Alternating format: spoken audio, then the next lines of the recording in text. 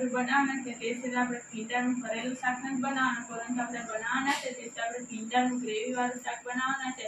જે તમે ભરેલા ભીંડાનું શાક ખાતા ભૂલી જશો તેવું આપણું છે ભીંડાનું ગ્રેવીવાળું શાક બનાવવાનું છે। તો તે જોવા માટે ચેનલને સબસ્ક્રાઈબ કરી દેજો, લાઈક કરી દેજો, શેર કરી દેજો, કોમેન્ટ કરતા તમને આ વિડીયો કેવો લાગે છે।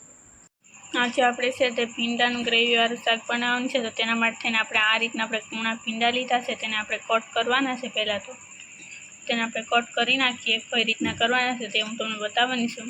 અહીં પહેલાં આપણે ઉપરથી દાંડલી પાડી અને તેને આપણે આ રીતના ઉપર શીર કરી નાખવાની છે 2 ભાગમાં, અને પછી છે તેને આપણે છે તે કટ કરી નાખવાના છે।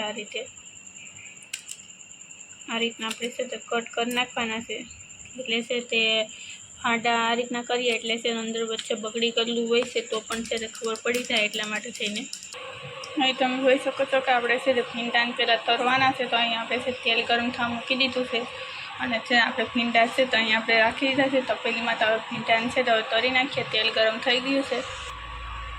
આ રીતે છે તો આપણે ભીંડાને નાખી દેવાના છે અંદર, કેમ કે આપણે ભીંડાને છે તે ધોઈને જ આપણે એલા કર્યા હતા એટલે વાંધો ન આવે।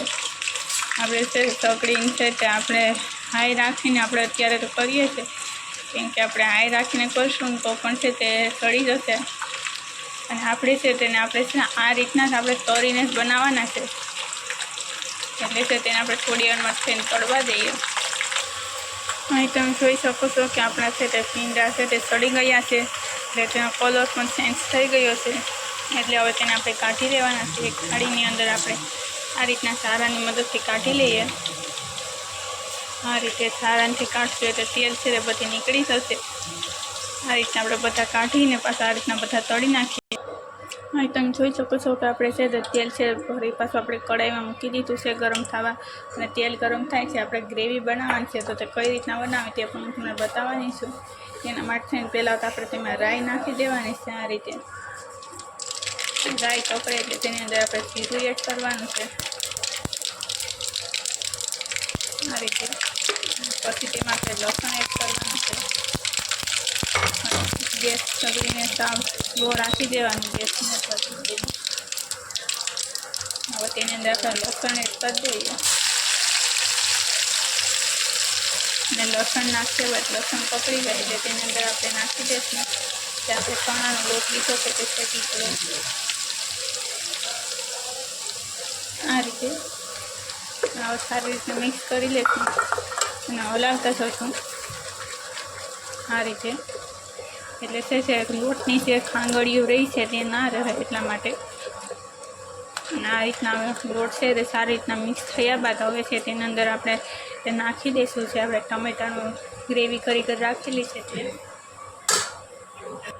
હવે આપણે ટમેટાની ગ્રેવી છે તે નાખી દઈએ આ રીતે, તેને પણ મિક્સ કરી લઈશું સારી રીતના, અને મિક્સ કર્યા બાદ હવે છે તેની અંદર આપણે નાખી દઈશું જે આપણે નાખવાનું છે તે છે આપણે સિંગનો પીસી કલી રાખી છે તે નાખી દઈએ આ રીતે। હવે તેને પણ મિક્સ કરી લઈએ સારી રીતના, કેમ કે આપણે મસાલો બધી પછી નાખવાનો છે। આ રીતના બધી મિક્સ થઈ ગયું છે તો હવે તેની અંદર આપણે નાખી દઈશું દહીં। પહેલાં તો અહીં આપણે છે તે મોરું દહીં લીધું છે, તમે ખાટું પણ દહીં લઈ શકો છો।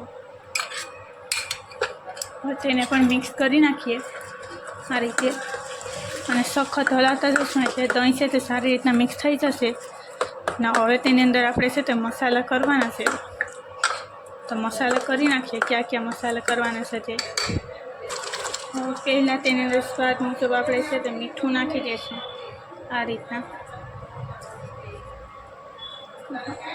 અડધી પોણી ચમચી જેટલું આપણે મીઠું નાખી દીધું છે। ને હવે તેની અંદર આપણે છે તે હળદર નાખી દઈશું આ રીતના, અડધી ચમચી જેટલી હળદર એડ કરી દેવાની છે, અને છે તે ધાણા જીરું પાવડર આવે છે તે પણ નાખવાનો છે। તો આ રીતના છે તે ધાણા જીરું પાવડર પણ નાખી દઈએ, તો 1 ચમચી જેટલો નાખવાનો છે। અને હવે તેની અંદર આપણે છે તે લાલ મરચું નાખી દઈશું, તે અહીં આપણે છે તે 1 ચમચી જેટલું લાલ મરચું નાખ્યું છે। કાશ્મીરી હોય તો તમે વધારે પણ નાખી શકો છો, અને તીખું ખાતા હોય તો એ નાખી શકો છો। હવે તેની અંદર આપણે હિંગ નાખી દઈએ, અને હવે બધા મસાલાને એકસાથે મિક્સ કરી લેવાના છે અને હલાવતા જશું આ રીતના। હવે તમે જોઈ શકો છો કે આપણું છે તે આ રીતના ગ્રેવી છે સરસ મજાની થઈ ગઈ છે અને તેલ ઉપર આવી ગયું છે.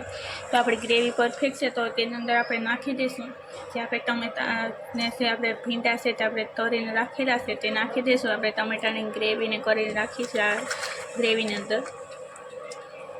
કે આપણે છે તે સગડી અથવા ગેસ ઉપર જ આપણે છે તેને નાખી દેવાના છે આ રીતે. અને હવે તેને આપણે સારી રીતના મિક્સ કરી લઈશું આ રીતના. તેને હળવાશથી જ મિક્સ કરવા. બાકી છે તે ભીંડા છે તે સૂંદો થઈ જશે કેમ કે તરી ગયેલા હોય છે એટલે તેને આપણે છોડવાના ન હોય એટલા માટે થઈને આ રીતના બસ ખાલી મિક્સ જ કરવાના છે આપણે ભીંડાની ગ્રેવી સાથે આ રીતના. અને આપણે થોડી વાર માટે રહેવા દઈશું એટલે ભીંડા છે તે ગ્રેવીમાં પરફેક્ટ મિક્સ થઈ જાય. હવે તમે જોઈ શકો છો કે આપણું છે તો પરફેક્ટ ભીંડા સાથે ગ્રેવી મેશ થઈ ગઈ છે 2 મિનિટમાં. તો હવે ગેસને આપણે છે તો ઓફ કરી દેવાનું છે. હવે તેને આપણે ઠંડુ થવા દઈએ શાકને. હવે તમે જોઈ શકો છો કે આપણે છે તો હવે આ રીતના આપણે છે તે ગ્રેવીવાળું છે તો ભીંડાનું શાક બની ગયું છે. તો તેની અંદર આપણે ઠંડુ થઈ ગયું છે તો ધાણા ભાજી એડ કરી દઈએ આ રીતના. અને ધાણા ભાજી નાખ્યા બાદ હવે છે તેને આપણે ઓલું કરશું. આપણે કઈ રીતના કરવાનું છે તેને આપણે પ્લેટમાં કાઢી નાખશું. તેને આપણે હળવાશથી કાઢશું એટલે છે તે આપણા ભીંડા છે તે ભાંગશે નહીં એ રીતના આ રીતે. અહીં આપણે છે તે ભીંડાનું શાક છે તો આ રીતના આપણે એક બાઉલમાં કાઢી લેવાનું છે. આ રીતના આપણે હળવાશથી કાઢશું. તમે જોઈ શકો છો કેવું સરસ મજાનું આપણું શાક છે તે બની ગયું છે. જોતાં જ ખાવાનું મન થઈ જાય છે તેવું આપણું શાક બની ગયું છે. આખા ભીંડાનું શાક જે રીતના બનાવે છે તે પણ આપણે ભૂલાવી દઈશું તેવું આપણું આ શાક બન્યું છે. તમે જોઈ શકો છો ગ્રેવીવાળું શાક તમે બનાવો છો ને કોઈ પણ પ્રકારનું હોય છે પણ તે એકદમ ટેસ્ટી જ બને છે. ગ્રેવી માત્ર છે ગ્રેવીથી જ શાકનો છે તે એકદમ છે તે ટેસ્ટી એવું બની જાય છે. તો તમે જોઈ શકો છો તેને ફરી આપણે છે તે લીલા ધાણા છે લગાવી દઈશું. અને આ રીતના તમે જોઈ શકો છો કે આપણું શાક છે તે બનીને રેડી થઈ ગયું છે. નવા હોય તો ચેનલને સબસ્ક્રાઈબ કરી દેશો, લાઇક કરી દેશો, શેર કરી દેશો અને કોમેન્ટમાં જરૂરથી બતાવશો તમને આ વિડીયો કેવો લાગે છે.